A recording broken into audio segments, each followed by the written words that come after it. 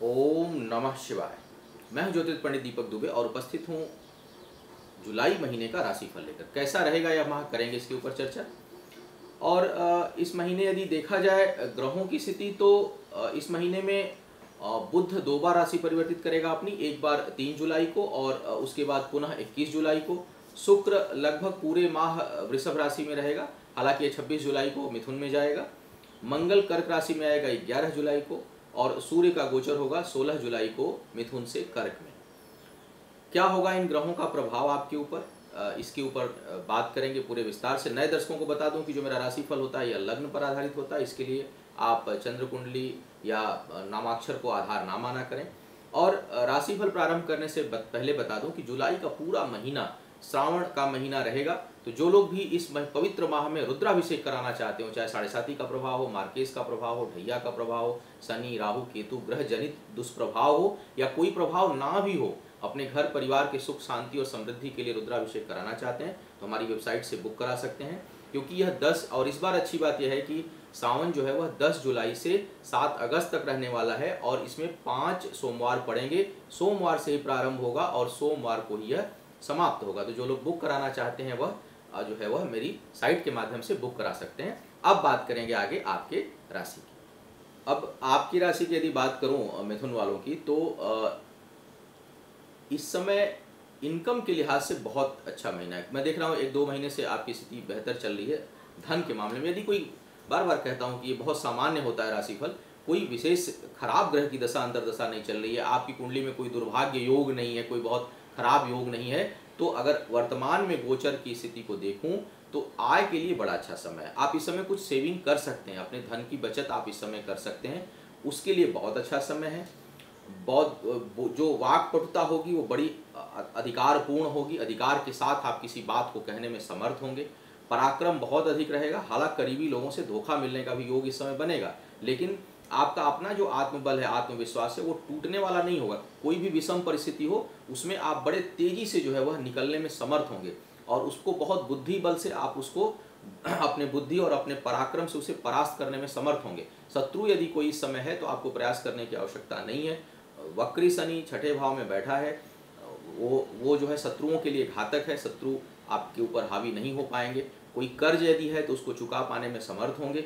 भाग्य बहुत सहयोगी नहीं रहेगी, भाग्य जो है वह केवल भाग्य भरोसे, जहाँ काम, जहाँ कर्म नहीं है, बुद्धि नहीं है।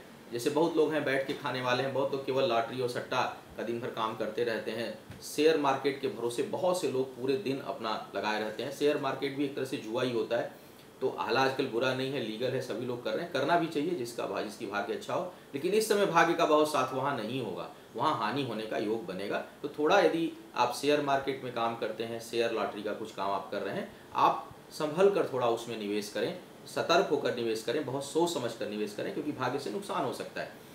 कुछ लोगों के लिए जो नौकरी तलाश कर रहे हैं उनके लिए नौकरी मिलने का संभावना है, उसके लिए योग बेहतर दिखाई पड़ रहा है।